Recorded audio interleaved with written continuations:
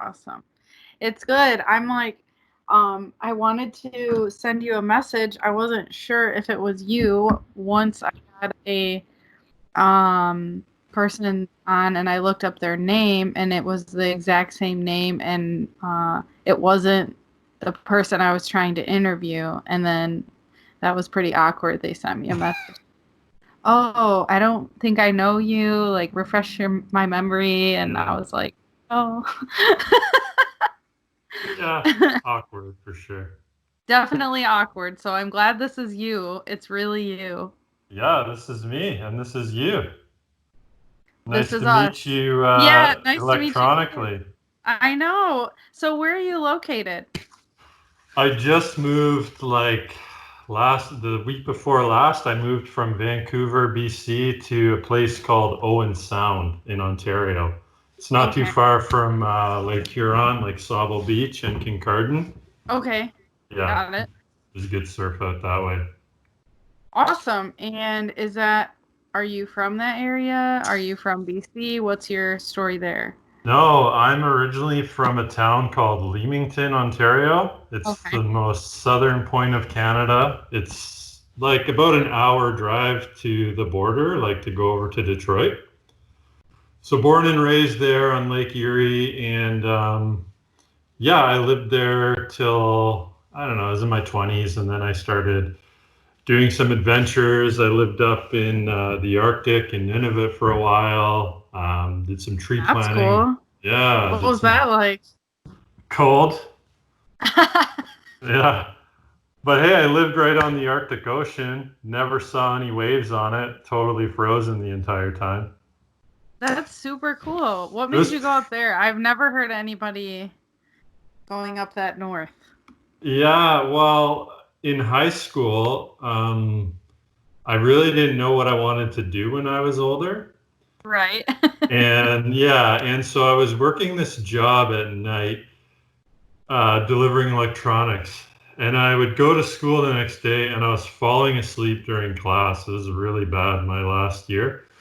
And then I had this history teacher, and he started talking about Indigenous people and actually what happened, like when Canada and the US was colonized, like not the sugar coated, like happy settlers version, but smallpox and genocide and all these things. It was like, whoa, like it literally woke me up. Like I couldn't fall asleep in his class. I was totally just glued. So I really didn't know what I wanted to do with my life. All I knew is that I was a nice guy and I liked helping people. I couldn't get behind like consumerism or anything. So I went to school to be my first college diploma is called Traditional Aboriginal Healing Methods. Wow. Otherwise known as a Native community worker. So I decided I wanted to go up north and see what it was all about and help out however I could up there. And so I did. It was pretty rad though. And the snow, like literally there was so much snow up there that I remember one time the snow was over our door that we had to jump out from the second story. Wow. Yeah, it was pretty wild. I'm so fascinated by this. So when you get a degree in this traditional, say it again, sorry, so I don't mess it up. Traditional Aboriginal healing methods. Okay. Can you expand on that, please? I've never heard anything about this. Yeah, so I went to school on this reserve called Chippewa of the Thames, which is close to London, Ontario. And so I ended up living there with this lady. She was super nice. She became like my grandma kind of a thing. And I lived at her place on the reserve, which was really wild. Like, being a white guy, I wasn't sure how that was going to be received. And, there was hostility with certain people, but people knew where my heart was. And as they got to know me, it was totally cool. So, in fact, I remember one time the fire department, it was like one or two people. And there was this kind of mini forest fire that started right across the road from where I lived. and the firemen showed up, and there was only one dude like putting out a fire on the res. So he gave me a hose, and there I am like putting out a fire. That was pretty wild. Yeah. So that was really interesting. Some of the highlights from that course were like going out into the wilderness and picking herbs and different plants for medicine and learning what they do. I remember one time it's like sassafras, bergamot, cedar, kind of forget what, sage. And you put all this stuff together and you make this liquid. It literally tasted like ditch water, but I had this like sinus, like I had some sinus thing going on, totally gone. Like just incredible. Yeah. Like, yeah. So yeah, so that was that education. Yeah. It was pretty cool, you know, like my grad ceremony, for example, was like, you know, in a longhouse and people doing like a traditional dance and all just wow. I was just felt really honored to be welcome in that environment and witness that and be a part of it. And so when I went up to the Arctic, it was a different nation. Like then I'm living and working with Inuit people, which was sort of different but similar. But yeah, just really resilient people, very kind people. And yeah, I was actually surprised at what the relations looked like up there, because oftentimes, you know, the reserves in Ontario and I'm sure in the States, there's some resistance going on. But in the Arctic, it felt the integration was a lot different. So the relations were really good. At least to me, it seemed like that. But the social situation was not good. There was like a suicide every week that you wouldn't hear about, and, you know, like gas sniffing and pretty extreme stuff. So, yeah. So relations, meaning like the relations between people on and off the reservations?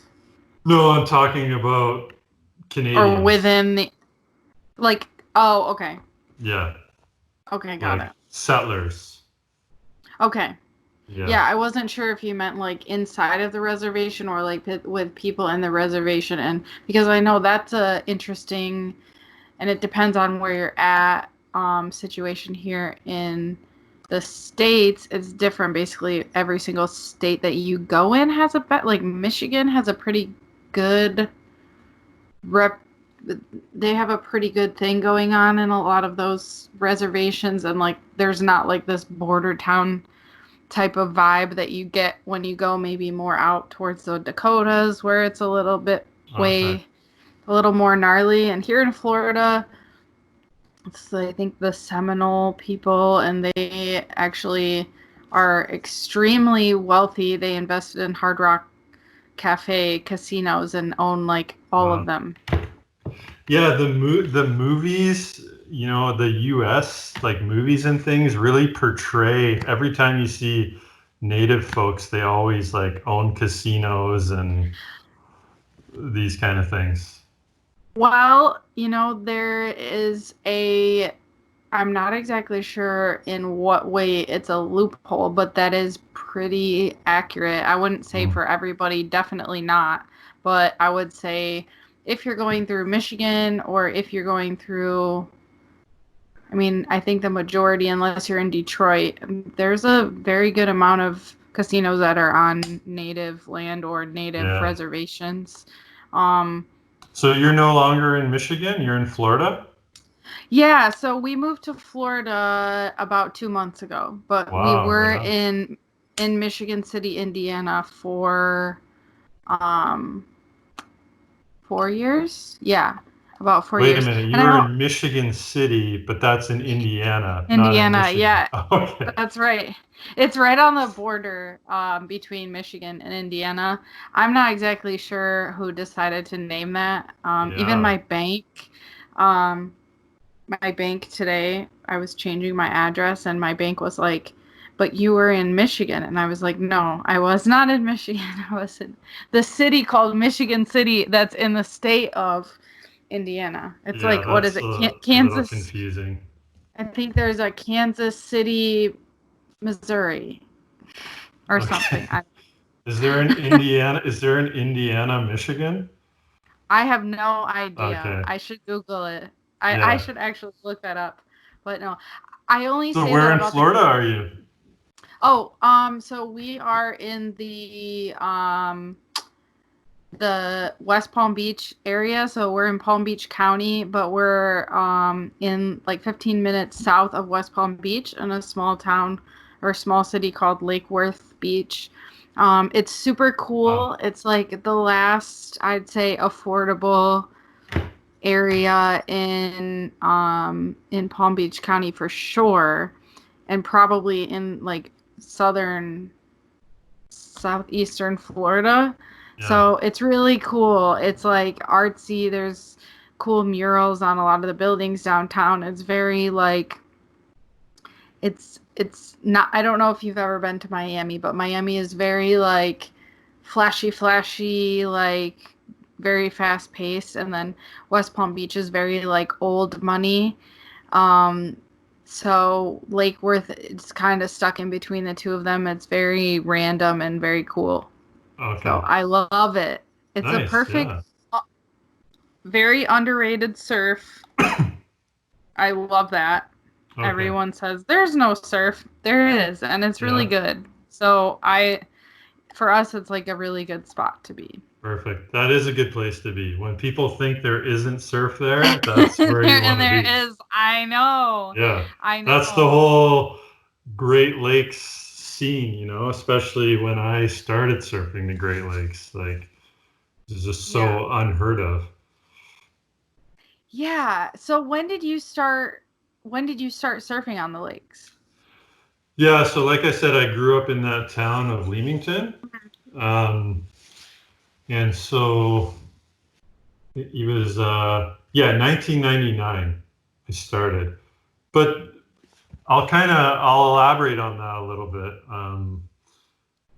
because I grew up, my dad left when I was young, and so I didn't really have that like male role model kind of for a while. And then I had a really great stepdad come in the picture. But I wasn't influenced by sports. Like most kids were playing hockey and baseball and all that kind of stuff. I was not into that. But my stepdad used to take me fishing a lot. So I really felt this connection with the water very early on. And I can remember my dad taking me to this beach when I was very young and very scrawny. I can't remember. I don't know what age I was, but I would have been under 100 pounds for sure, whatever that age is. So anyway, I remember being at the beach and my back was turned to the water. And it was a very steep face. And this wave came and just kind of grabbed me from behind. And I remember this very vividly. And it pulled me into the water. And it actually then picked me up and slammed me on the beach face. And then I just felt all these other stones get lifted up and come and just, pounce on me. And I probably had every right to cry, but I was just like, whoa, like that is so cool. Like I was stoked and I didn't even know it. So from that point on, anytime there were, like there was a storm or something and there were waves, I'd usually just go out body surfing. And then in high school, I remember Sublime came out with that album that Bradley Noel had the tattoo on his back. And that kind of like changed everything for me. That was like my big influence, like this SoCal music, and it just resonated with me. And it's still my favorite band, even with Rome. But when I heard that album, it's like, I kind of felt like I knew I was going to be a surfer in some weird way. It's like I Yeah. knew. And I remember on the back of the CD, there was this little image of a guy surfing on a board. I thought it was so cool. And I remember I was 17. I actually got that tattooed on my back before I had ever even rode a wave. It's like I just knew I was gonna be a surfer somehow. Meanwhile, I'm living on the Great Lakes. I didn't know about any of that stuff. So it was 1999. My buddy had a windsurfing board, and he's like, "Hey, let's go try this out." So I go out to the Seacliff Beach, it's called, and I'd heard about my grandma, the church she went to. I'd heard about the pastor of this church surfing. So when we went out trying this windsurfing board, like we were not having any success at all. And the guy was out there. His name was Mark, and he saw us and he's like, "Hey, why don't you guys take that sail off and just try surfing, right?" So I just took the board out in the whitewash or whatever, and tried a couple times and didn't do it. And then when I got that first wave, like it's done, like game over. Yeah. I'm stoked, like, and it's basically been my life ever since. That was in '99, and he actually wasn't around much longer. And then I had another friend got into it. He wasn't around much longer. So I was basically flying solo. Anytime there were waves, just sort of figuring it out on my own. I didn't really have anybody teaching me or anything. But there were a couple of guys from Michigan that would come over every once in a while. I don't know, maybe you know these guys, I'm not sure. It was Emilio Moreno, Paul Kevlin, and Dean Williams. And Dean actually he was the shaper for Up North Surfboards. That was my very first board. So these guys were like, they were kind of like my idols, I guess you could say. Like when these Michigan guys came over, they were quite a bit older than me. I would have been like 17, 18. And yeah, so they hooked me up with a board, and those times when they came down, I was a part of something. I wasn't the kook that everyone's like, you can't surf the Great Lakes. Meanwhile, hello, here I am. Like, look at me. Yeah. But when those guys came over, I really felt like I was a part of something. And then there was a book that came out, I think in the early 2000s, called Surfing the Great Lakes by Peter Straz something. And at that time, his book said that there were about maybe 500 people, I think, surfing the Great Lakes.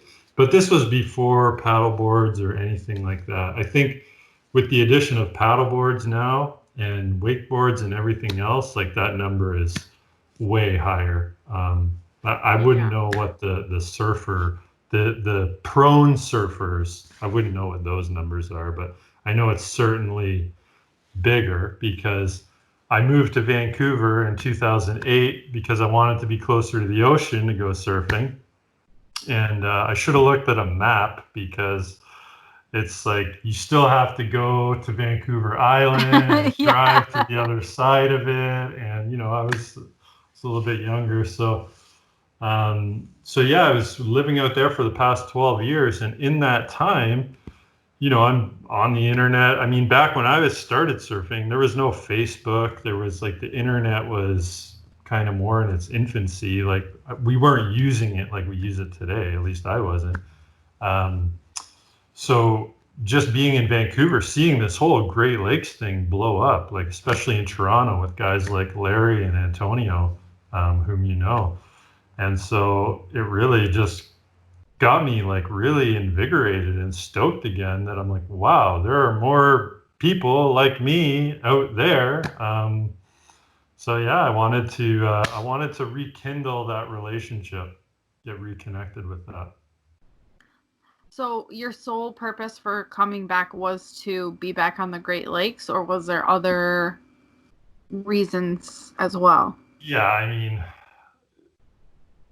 I always knew I'd return. I guess the bigger story is my stepdad, who I was really close with. He passed away a few months ago, like in the very early COVID.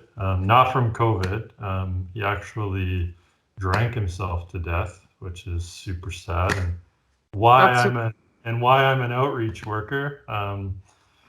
Understandable. But, yeah, I'm sorry about that. Yeah, no problem. So that happened. My mom's had some issues with her knee for a long time, in and out of the hospital. my wife and I are at that point where if we're going to have a family, like we frickin' better do it soon. So we just thought like Vancouver is awesome city. I would stay there forever if I could afford it. Like if you could actually get the house and settle down and everything, then we'd probably be there. But that's just not possible. And family's important, so wanted to get back closer to them, and being back on the Great Lakes is a bonus. And I feel like a real sense of coming home. Like for the longest time, I felt like, what am I doing? Like I'm not in alignment with where I need to be, what I need to be doing. Meanwhile, I was, because no other opportunities were coming up. Like I was doing what I was supposed to be doing. I just might not have wanted that. But these days, things just keep happening that is pointing me, like major pointing me at doing this and coming here and getting something going. I'll tell you, this is interesting. This is kind of funny too. I've started this kind of just kind of small for now, online presence with Freshwater Surf Goods. And so I also do SUP lessons. Mm-hmm. And so on the ride, I started the drive home in my blue Kia, and I had 2 Surf Tech, like 11-foot SUPs on the roof, because me and my brother-in-law were going to stop at Banff and all these different parks and go for a SUP ride. I wasn't even out of BC. It was like 3 hours into the trip. The tranny blows on my car. So my car's KO'd, and I still have to get across the country. So I'm at this mechanic, and, like a lot of mechanics are kind of, shifty people, right? But this guy, like something was really, he was just very kind. And I just knew this guy is in it to help people. Like his thing on his website said open 24 hours and 7 days a week. I'm like, wow, that's commitment, right? And when I talked to him on the phone, he's like, we're going to have you back on the road and on your journey. So you go to his shop, and in BC, you don't need, I don't know what it is over there, but in BC, you don't need to get your car safetied in order to put it on the road. As long as it's been in the province and it's been being driven, all you got to do is switch the ownership and get it insured, and you're on your way. In Ontario, that's not the case. It's like a warrant of fitness or something to like make sure your car's fine. Car's got to get safetied, blah, blah, blah, lots of back. Yeah. But in BC, you can just buy a car, insure it, you're on the road. So this guy, he said, well, he's got this like Buick, and it looks like what my father-in-law drives. And I'm like, I don't want to fucking drive a Buick. Like, give me a break. Like, my Kia was cool. It had a roof rack, and it was extended back. It was like the Surfmobile, right? And then he's like, well, the other option, I got this old Crown Vic, but it's been sitting in my driveway, and it had a bunch of snow on it, and the roof is caving in on it. And I'm like, good God, like these options suck. I'm like, this blows. Like, I do not want to go to Ontario and start my new adventure in one of these cars. And he's like, I was like, do you have anything else? He's like, well, it's a little more money, but I got this van outside. You can go check out. So I go around back. This isn't like any van. This is a Ford E250, like big white cargo van. Yeah. 2009, like in great shape. And I bought it on the spot for $5,000. And that was just another one of those like, oh my God, I actually felt like that was my stepdad kind of talking to me, like helping me out, right? Because now I'm in Ontario. I've wanted to start this surf business, do some SUP lessons. Like now I got the van, like I got the boards, like I'm set up, like things just keep rolling out like that. So I'm just want to stay tuned into this frequency and just, see what happens. Just go with it. It's awesome. Yeah, that's so cool. Isn't it interesting? Like sometimes if you just say that you're going to do something, everything kind of just lines up for you to make that happen. Like it really, I really believe that. And I've talked to so many people on the podcast, and some of the same people like that you've talked to, like when you hear about Larry, coming to Canada with like not the right jacket at all, and somehow it just everything just works out. It's so interesting. Like I just feel like sometimes that humans or like us as people, we're meant to go on these journeys, and if you just make your journey, then everything else will kind of like figure it out. Yeah, it's amazing. I mean, even saving money, like the last couple of years, we couldn't save a dime. We just always had a bill to pay or something to put money towards. Then COVID hits and I lose my job, and now I'm receiving what we call up here CERB, which stands for Canadian Emergency Response Benefit. It's like my income cut in half almost. But because of, not going out to the movies and doing this and that, I'm not spending any money. We saved like more money since COVID hit than ever before. And, saved enough to do the move, and not a whole lot extra, but like enough to do the move, enough to pay for that van when I had to. Like, it's just crazy. So yeah, you're right. It's just go with it. Just embrace it. Yeah. So what was it that made you decide to specifically start like right now you would be a clothing company, or is it like a brand, or what are you working on creating? Yeah, so kind of going back to that early days of surfing, when I started surfing, I'm all stoked on Great Lakes surfing. What do I have to show for it? Like just my stories. And here I am walking around in Billabong and Quicksilver shirts, right? And those are cool, but they didn't capture the spirit of the Great Lakes surfer, right? So I always felt like that was a gap in the market. And then, so I always had this idea of I want to create really cool apparel for Great Lakes surfers, but there's only 5 of us, so what does it matter, right? Right. But then, like I said, I'm sitting here in Vancouver watching everything blow up on the internet and all the shops that have opened. And I know the presence in the US has always been more, but in Canada, like really seeing the advancement going on. So I just wanted to throw my hat into the game and have something to contribute. So I've started Freshwater Surf Goods. It's very new at this point, but I got a couple designs I'm pretty stoked on, and I hope other people are too. Stuff they can wear, and it's kind of gives that extra, not that we need to prove ourselves, but it's pretty cool to have something to represent. And so I want people to get that from Freshwater Surf Goods. And there's a lot of cool. And there's a lot of shops out there, and because it may take me a bit to get there, I thought that this could be the angle that rather than trying to be a shop and compete with other people, why not just start out trying to be a brand selling to those shops that already exist? So that's kind of where I'm starting. That makes a lot of sense, and also there's way less overhead than having a shop. Yeah. And like I said, I do teach stand-up paddleboarding lessons and SUP surfing, actually. So I'm ready to go on that, actually, as soon as my boards get here. So yeah. Are you did you have them shipped over or something? Or you ordered some? They are in my Vancouver apartment right now with my wife. They'll be getting on a truck in a couple weeks. Yeah. Awesome. And I've got 2 in my van right now.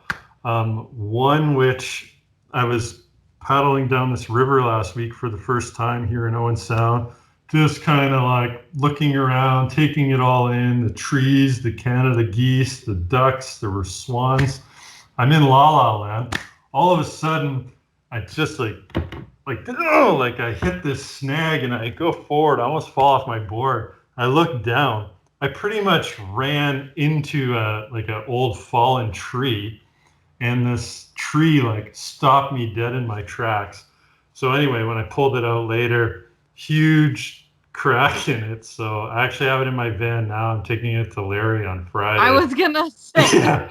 somebody get that board to Larry. Yeah, it needs repair. I'm in bad shape right now. I was in Tofino a couple of weeks ago.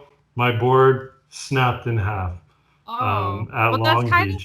That's kind of a rite of passage, though, I think. Yeah, but I got 3 surfboards and 2 of them are broken. Like those odds aren't really that great right now. So my new board that I actually shaped myself, it's like an 8'2". It's in Vancouver. Never been ridden, waiting for the lakes, so I can't wait.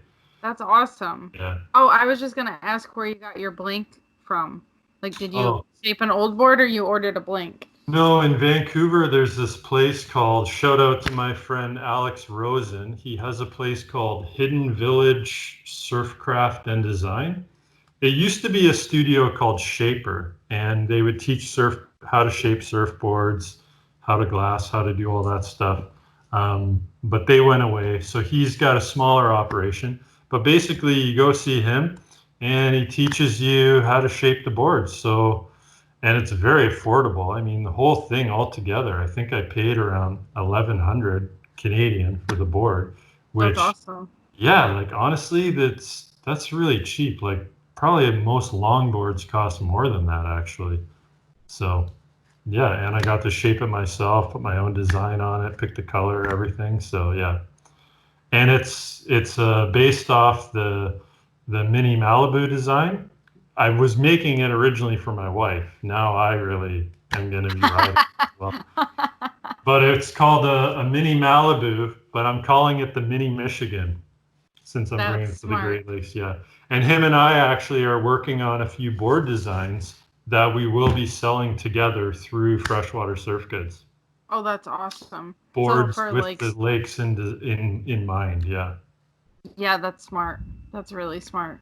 I know that they had, where I used to work at Third Coast Surf Shop, they have a collab with Bing that's like the custom lakes boards, and they do super well. I just think that once you get to a certain level in any surfing, but especially in Great Lakes surfing, you need to have like a specific, you kind of know what you're looking for, and what you're looking for on the lake is different than what you're looking for on the ocean, as you know. Yeah. So that's really cool. Yeah. And a couple of weeks ago, I was at this place here in Canada called Sauble Beach. It's this really beautiful, epic place. Kind of looks like a mini California, like burgers and milkshakes and people on the beach. It's really rad. But anyway, I was out there and there were these little waves, and like I've been away from the Great Lakes for 12 years, right? So my perspective, you have to understand, is tainted. Like I'm in ocean mode now, right? Mm-hmm. So I'm looking at these waves, and I'm like all those cynics from back in the day. I'm looking at them like, those are pretty small. You can't surf those. So I go out in my paddleboard. I just wanted to get some exercise, and my board is by no means a SUP surfboard. It's not meant for the surf, but I was riding these little fun waves no problem. And there was this sensation that came over me, this like welcome back, like you're home, you're where you belong. And it's like I could feel the difference in the waves. Like Great Lakes waves are usually harder, but in a sense, it felt easier to me for some reason. It was like just a return to self. It was pretty awesome. That's so cool. That's really cool. It's cool to hear somebody that just goes for it, and you're getting what's due, and that's cool. Yeah, thank you. Yeah, I appreciate that. Like I said, just for so long, I felt like I was going against the grain. I'm like, when is something going to happen? When is my moment? Like I remember hearing the story about David Hasselhoff. I think he was like on an airplane or something, and they just grabbed him and made him a movie star. Like then he was the Knight Rider, right? And not that I want to be a movie star, but I kept thinking like, when am I going to be discovered? When is that thing going to happen? I kept waiting for something else to happen to me. Whereas these days, like I've really learned, like, no, you got to go out and get it. But you don't even necessarily need to purposely act or chase, but you need to be open and aware, I think. And then things just start coming into your field. I think so too. I'm gonna find this picture and I'm gonna send it to you, but it was at a backpackers. It was like, they put cool, like, nice sayings in chalk on the front. And it was something like, the tourist is bored because he keeps waiting for something to happen to him. The traveler is excited because he seeks adventure every country or every place that he goes, or something like that. Yeah. So it is kind of like that. If nothing ever happens to you, then nothing will ever happen to you. But if you go and seek adventure, then magically you find that a lot of interesting things will happen to you, but it's only because you decided to go for said adventure, I guess. Yeah. Things really shifted for me a couple of years ago. I'd had some injuries and things, and they were kind of accumulating, and I had gained some weight, and I was getting bogged down by this sciatic pain I was having and whatnot. And I ended up being off work for a little bit, and I went to the naturopath, and she said to me, she's like, you should try doing yoga. And I'm like, yoga? Like, my wife's been doing yoga all these years. I know nothing about yoga. My vision of yoga is like, girls in stretchy pants and, that kind of thing. It's like not really resonating with me. And she said, what would you prefer, a science yoga or spiritual yoga? And I'm thinking, well, I don't know a damn thing about science. Like, science is not my gig, but I'm fascinated by spirituality and, native teachings and I'm very open to all that kind of stuff.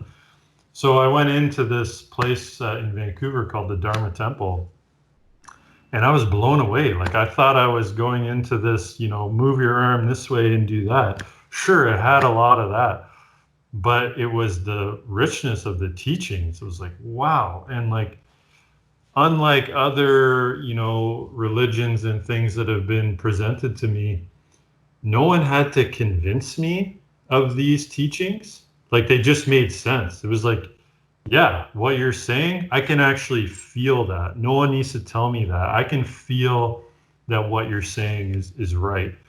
And one of the lessons that was the most powerful for me, and I think has gotten me, here now, is giving yourself the authority. And that's not something I was doing before. I was always kind of like bashful, or let the other person go first, No, you have to give yourself the authority to do what you want to do. And, like yourself, this whole podcast thing, I started the Permastoked Podcast. That's a little nerve-wracking at first. Like, I've been kind of hiding in the shadows for a while, and here I am. I'm about to put myself out there to people, reveal my secrets, and, share my vulnerabilities. Yeah, like, that was something big. So I'm like, no, just give yourself the authority to do the podcast. No one can tell you you can't do it. And, sure enough, I'm 10 episodes in, and it's rocking. It's going awesome. It's so interesting with podcasting too, because it ends up being so much about like listening as well. Mm-hmm. That you think that it's, I find that to be super interesting. This is, I'm going into probably like 60 episodes now, and it's super interesting because it's so not about you. Like, it actually becomes that, because I was kind of that way in the beginning. I was like, I was struggling with, like, do I make it about me? How do I, kind of like what you were saying, like, you recorded like an episode explaining yourself and all of these things. And I guess I kind of realized that I didn't need that preface of like, who's giving these interviews, like, it just was, exactly the interview is the interview. And every podcast is different too, you know? Like, Mm-hmm. you know that. Like we're podcasting on a similar wavelength, but it's not the same thing. And that's Yeah. what's awesome is Yeah. that I know so many different surf podcasts and how many different people start different surf podcasts, and I listen to so many different podcasts as well. So it's Yeah. very interesting. But Yeah. you have to like you do have to put yourself out there. You have to ask people. You have to it's humbling, I think. Yeah. Well, to throw in a caveat there, when I was in high school, I kind of had this interest in radio, and so I Hmm. got a job at the local radio station I was broadcasting the Toronto Blue Jay games and Maple Leaf games, and I'd put the commercials in there. And then in the summer, they were advertising for their summer patroller position, which is the dudes who drive around in the cool car and go to all the events and give away free swag and go on air and say stuff, right? So I got that job. Was really stoked about it. Did a couple on air kind of things. And then I did some at the beach as well. And my boss came up to me. She's like, Derik, we don't want to have you on the radio anymore. Your voice just isn't working for what we want. Oh. But anytime you're at the beach, we want you broadcasting from the beach because you're like the total surfer dude kind of thing. Oh, yeah. So I was like, okay, so that's cool, right? I'll just lean more into that. Yeah, So yeah. that's so funny. Yeah. So now that I'm doing this, it just feels sort of full circle in a way. And if I were to compare myself to other podcasts, it's like, oh yeah, maybe I don't think I'm as good or whatever. But honestly, you and I, we do have kind of some similar shows, and we've had some repeat guests. But like you said, like our vibes are different. We're different people, so we bring different things, and it's a whole world of it out there. And lucky for me too, I'm able to really tap into this Canadian scene because no one is podcast interviewing like the pro surfers from Tofino or Halifax and stuff. So I'm also really lucky to sort of have given myself the authority to just start reaching out to pro surfers like, hey, I'm Derik Hyatt, want to do my podcast. Yeah, and it's been going great so far. People are so hospitable and fantastic. That's awesome. Yeah, It's so cool. I just love doing it. yeah, yeah. It's great talking to people. Like, really, I just feel like I've made so many new friends and so many new people to go surfing with and learn from. And yeah, Yeah, totally. Me as well. And I just I think it's cool that you have like tethered it to your brand. I think mm, that that's really smart because it starts as the podcast, or people can either find it like either way. So they can yeah. either find you from Freshwater Surf Goods, and then you go to your website, which I really like. It's a very well designed website, and Thank then you. you can see, oh, there's a podcast, or you can do, like you might listen to somebody on the podcast and say, oh, what's this Freshwater Surf Goods, and then you go Yeah, there. So I like that different like channels. It's yeah. pretty cool. See, and I've heard your take on, not having the advertising and stuff like that, and I totally get that, respect that too. For me, I decided, okay, I want to sell stuff. And Mm-hmm. yeah, of course I want to make money, but like more than making money, this is my passion. I just want to be absorbed in this culture. And I don't like at the end of my life when people remember me, like what is my legacy? I want it to be in things that are meaningful. So the work I do as a social service worker, that's meaningful. But then also surfing has done so much for me that I want to contribute to that and make it known to other people. And so I was thinking with the brand, it's like I'm asking people to get something from me, but what do I have to give them? So Mm-hmm. I wanted to do the podcast as a way to give something without any expectations or asking for anything back. Sure, I'd love people to go to the freshwatersurfgoods.com, buy a t-shirt, but if not, I hope you enjoy the podcast. Yeah. Yeah, that's that's what makes people interested in whatever you're doing too, I think, is that I don't know. I think there's this kind of interesting consumerism thing that's happening where people don't want to just buy whatever. It Yeah. becomes more of a like they want some sort of connection to whatever is being sold to them, which I think is really good. And yeah, you can just really see that with what you're doing. It's very cool, and it's you just love to see it, especially from the lakes. I mean, Mm. you know, I think everybody that has surfed the Great Lakes or is involved in that community knows, and we're like proud of our own in Yeah. this way that's like Yeah. just really cool. Yeah.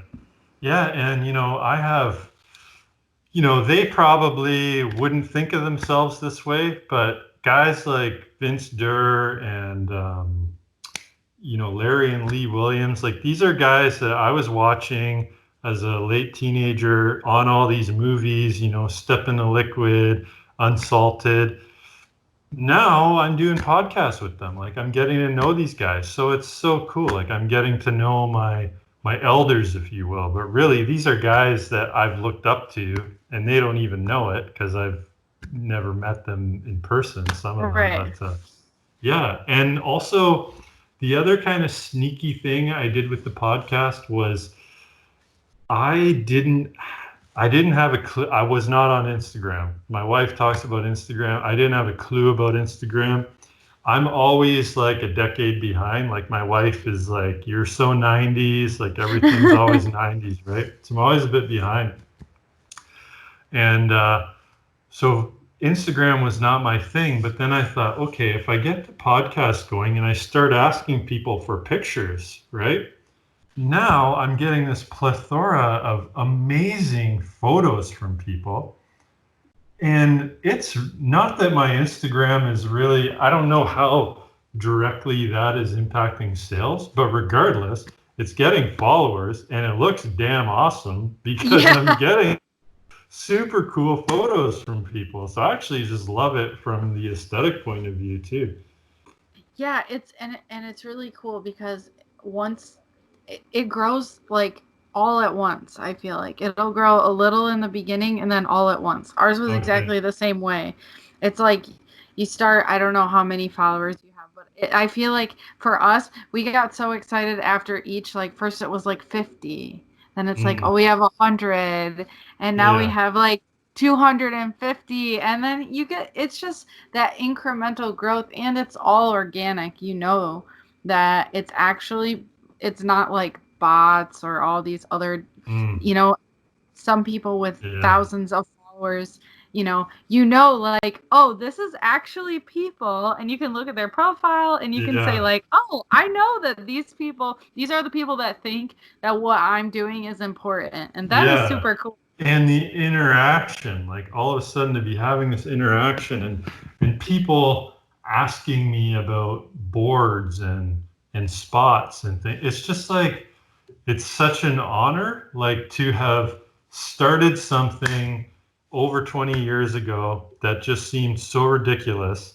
to everybody else, to now like see the payoff that, I'm actually part of something bigger, and I've actually been doing it for a little while, like I can't say that for a lot of things, I'm not really the expert on a lot of stuff. So this is cool that I have been a part of this sort of family for so long, and it's great to have seen it to grow. And now that I'm here, I'm totally stoked just to get to know everybody. Honestly, I'm so pumped. So I've got 3 last questions for you. So the first one is, what is your biggest oh shit moment while surfing? Biggest oh shit moment. In the very, very early days on Lake Erie, like I said, I didn't have anyone give me a surf lesson. So even something as simple as doing the starfish when you fall off, or wrapping your head when you come up. So I got dinged in the head a few times off my first board pretty bad. That was a real wake up call. But the scariest thing, I think, was one time I was at Indian Beach, which is part of Cannon Beach in Oregon. I love that spot. And I got caught and stuck out in the rip curl for a while. That was pretty frightening. Like, no matter how hard I paddled, I just couldn't get in. And there were other people, that was quite a while ago, but there were other people out there, and I was kind of waving and stuff, because the universal symbol for help on the water is waving your hands. Right. So I don't know if it's not that in the Americas or something, because no one was coming to my aid. But regardless, I got out. But that was just another, actually, I think because that was so early in my ocean surfing coming from the lakes, that was my sort of wake-up call that, hey, there's a whole nother power at work here with Mother Ocean. Like, she's got her own agenda. She's got different things than the lake does. Not that the lake isn't powerful. I was a commercial fisherman for a while on Lake Erie, and I saw some of the biggest waves I've ever seen out there. So yeah, there's an interesting thing that happens, the transition between lake and ocean, because you're right. It's still, the power level is similar. It's just different. It's a different thing. I totally, yeah. And there's nothing like getting caught in a rip, because there's nothing you can do. Yeah. That's the toughest thing, I think. Like with a bad wipeout, you can kind of do a self-rescue, or you can try and pull yourself out of it. But man, you get caught in a rip, it's like, hold on. Yeah. Okay, my next question for you is, what is the weirdest wave that you've ever surfed? Yeah, I've heard you ask other guests this, so I kind of was thinking about this a little bit. And to be honest with you, I think really the weirdest wave I ever surfed was the first wave I ever surfed. It was back home in Leamington at Seacliff Beach. And I say that because we were surfing right next to this pier, or the Leamington dock, and literally it was just nasty water. It was like brown water. E. coli every summer. Like, we had no freaking business being in there. Like, I'm surprised I don't have 3 eyes or an extra leg or something. Like, it was pretty nasty, especially now that I'm up here and I go out in this clear blue water. You can see, the seaweed on the ground, everything. So yeah, Lake Erie, where I was born and raised, was pretty nasty, pretty dirty. And that actually really upsets me. That they don't take better care of it there. I feel like they might have, it could be changing, but I know that there's been some major cleanup efforts that, like, recently. I'm not going to speak to how clean it is at this very moment. I would have to ask some people there, but I do know that it's better. Yeah. So that I can say that. But I don't know how clean it is, but I have heard of cleanup efforts going on, and some serious, like, involvement with, like, removing certain chemicals and doing things. I don't know exactly. Yeah. Super scientific sounding, but like, I know that they're trying to do something different with Lake Erie. I know that. Yeah. But yeah. Well, we have all these movements happening right now, which are great. But yeah, maybe we need another one. Maybe we need, like, Great Lakes Matter, like, stop dumping shit in them. Yeah. Yeah, well, I've talked about this before, but I know that the Surfrider Foundation in Chicago successfully sued the local steel mill when they, I believe it was hexa.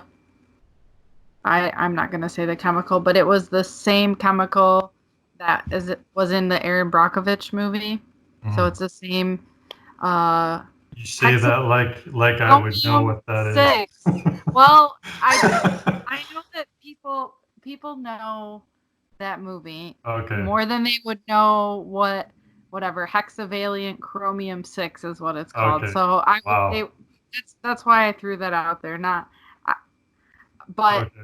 that was contaminated and a bunch of surfers got sick, Oh no. and they did successfully win a lawsuit, which was a landmark case. So I know that Surfrider Chicago, I don't know if you guys have a local Surfrider chapter.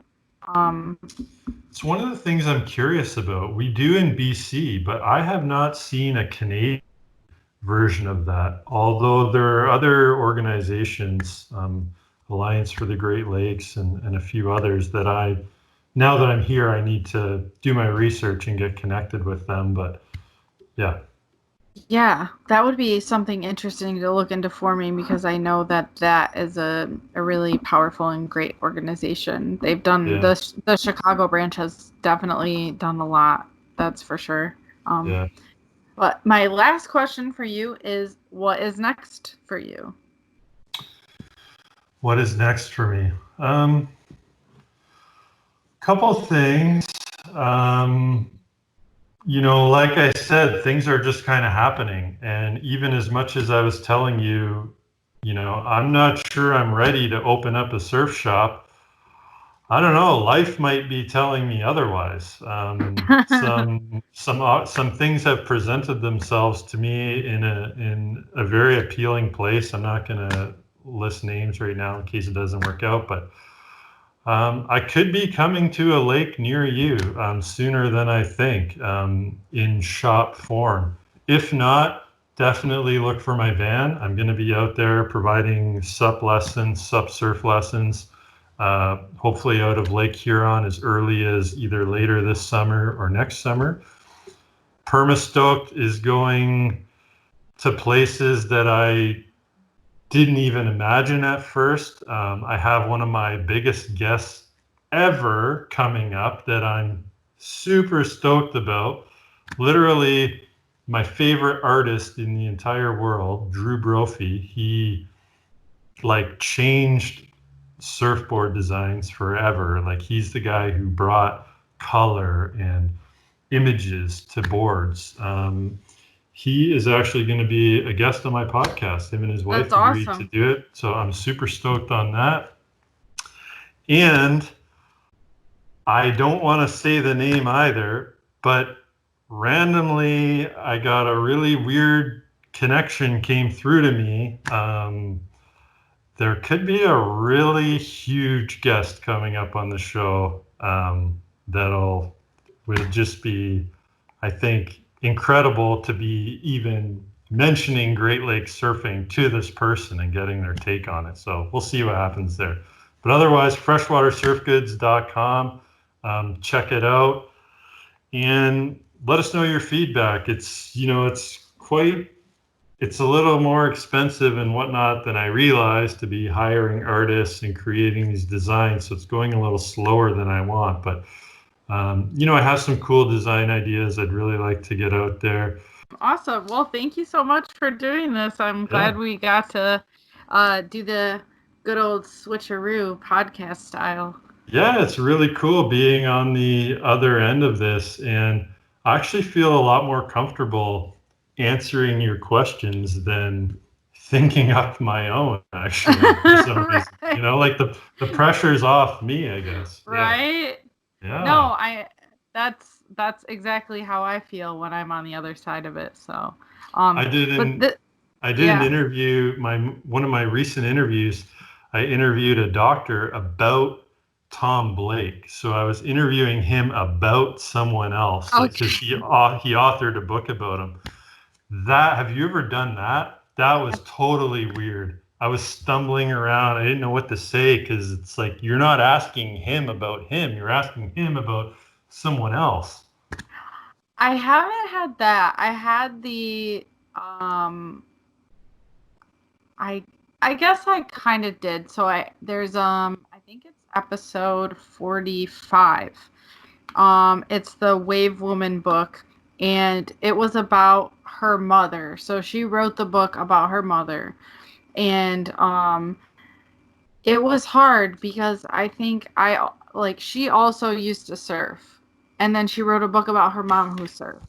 So it was interesting to try and talk about the book and her mom's surfing experience, but then also include her and her surfing experience. And I think sometimes when I ask questions to her about herself, it was more like her about her mother, which was super interesting. The whole thing was an extremely good interview. It was very fascinating. Yeah. This was like 1950s and 60s, one of the first women to ever be in a co-ed surfing competition, went to Tahiti, went to Brazil, went to all these different places in the 50s as a solo mom and daughter team. Like, it just doesn't get any more like rad than that. So that was awesome. But it was one of my harder interviews for sure. So I feel like I can understand what you're saying. So, yeah. Can I ask you a question? Yeah. On your podcast, I was listening to one of your podcasts yesterday, and you were saying, do you have somewhere between 400 and 500 downloads per show? It depends. So it definitely depends. So it's slow right now for us. Okay. Because I think because we do it once a week and people definitely got in their routine. I think I said the same thing. People got in their routine or had their routine before COVID, where it was like, it was steady and then the next week the numbers would be steady, right? Or we'd see like a significant jump because we had someone maybe with a lot of followers on, and so they went back and listened to all of our episodes, so then all of our numbers would grow.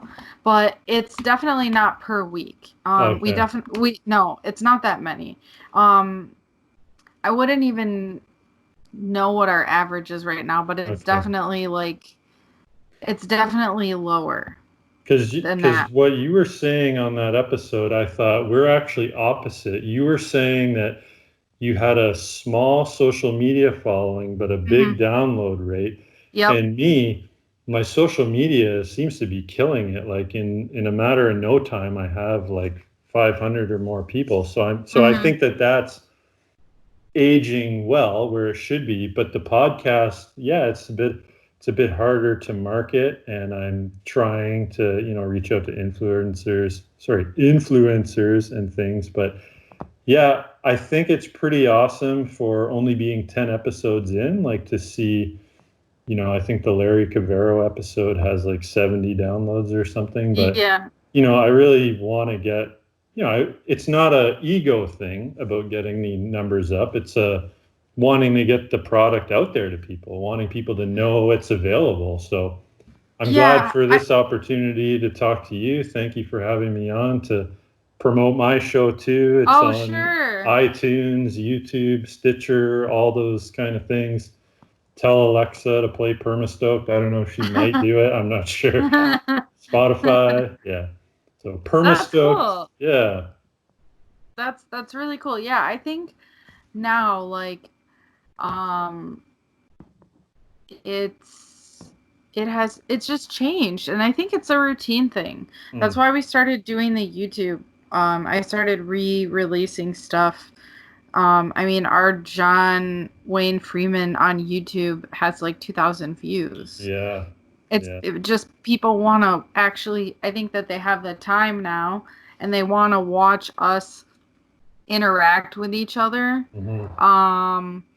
And even if it's like, I forgot what I was telling one of the people that I interviewed was concerned because, her background looked kind of like what your background looked like, right? So she was like, it's going to be boring. And I was like, no, because, even if it's like I listened to the Joe Rogan podcast and it's like his podcasts are like 3.5 hours long. Yeah. So I'm like cooking, I'm cleaning, I'm not sitting and watching everything.